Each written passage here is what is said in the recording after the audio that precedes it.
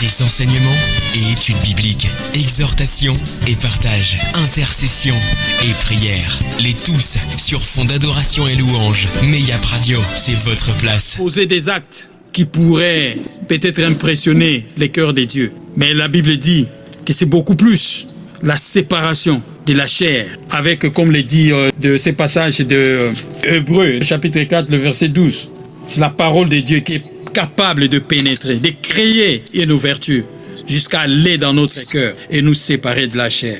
La séparation de la chair, bien-aimé dans le Seigneur, c'est la base. Sinon, c'est le point fort sur lequel nous martelons sur Meyap Mission Radio. Bien-aimé, aussi longtemps que tu ne te sépareras pas de la chair, tu seras toujours tenté de chercher à satisfaire la chair et de ce fait de faire mal au cœur de Dieu. Dieu ne regardera. Bien sûr, tu poses des actes. Tu vas à l'église, tu fais des jeûnes, tu donnes l'offrande, tu donnes ta dîme, tu fais des choses. Peut-être avec une personne, je causais une fois, il m'a dit, frère Eric, le plus important, c'est de respecter seulement la loi de Dieu.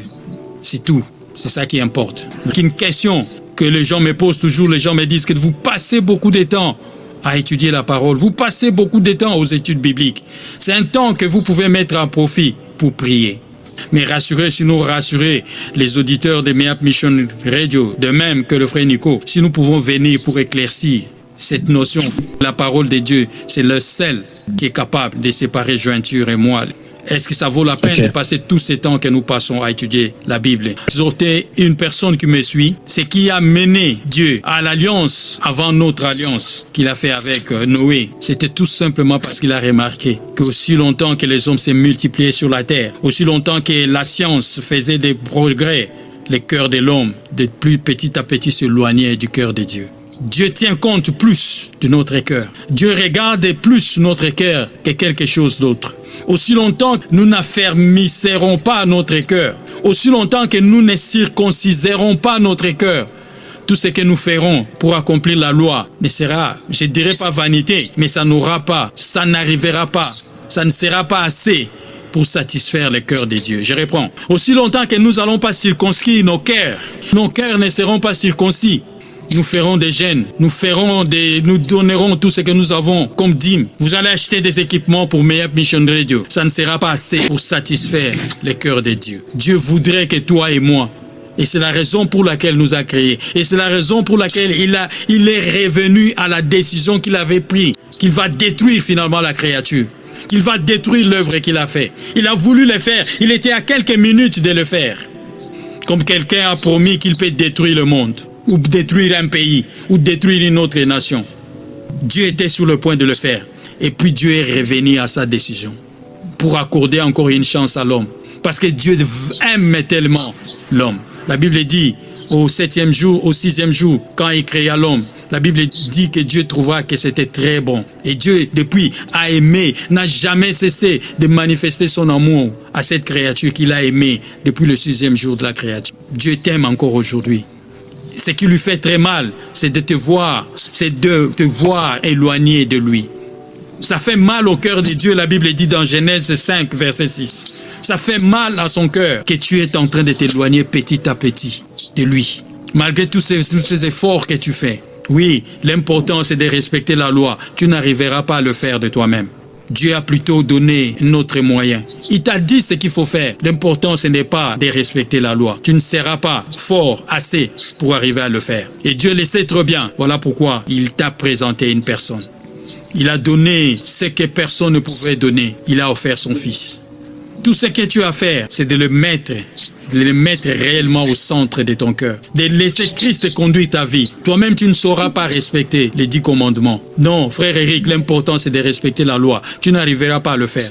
Voilà pourquoi Dieu t'a fait cette grâce comme il a fait à Noé. Peut-être tu ne l'as jamais placé au centre de ta vie.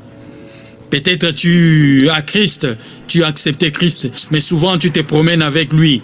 Peut-être dans ton sac, peut-être dans le coffre de ta voiture, peut-être quelque part.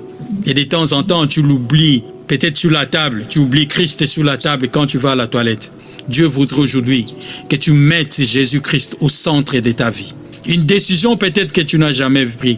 Une déclaration peut-être que tu n'as jamais faite. Aujourd'hui sur Mayap Mission Radio, nous voulons que toi et moi, nous puissions faire cette prière. Nous voulons faire prendre ces serments, alléluia. Faire cette déclaration, alléluia, solennellement à Jésus-Christ. Une petite prière que tu pourras faire comme tu voudras avec tes propres mots, alléluia. Mais je pouvais aussi t'aider à le faire. Tu dis, Seigneur Jésus, j'ai longtemps accepté, j'ai longtemps mis dans mon cœur, dans ma tête, que je te savais, je te reconnaissais comme Seigneur et Sauveur. Mais en réalité, je t'ai jamais laissé la direction de ma vie. En réalité, tu n'as jamais été au centre de mon cœur. Je réalise aujourd'hui que tous les efforts que je fais pour paraître bien, pour être en bon terme avec Dieu, essayant de faire de mes efforts, tout cela ne m'amènera à nulle part. Je prends la résolution aujourd'hui de te laisser faire à ma place. Je voudrais, Seigneur, que toi tu conduises mes pas, que toi tu diriges mes pas, que toi tu contrôles mes sentiments. Et surtout, que toi tu fléchisses mon cœur. Seigneur, je voudrais que tu me brises aujourd'hui.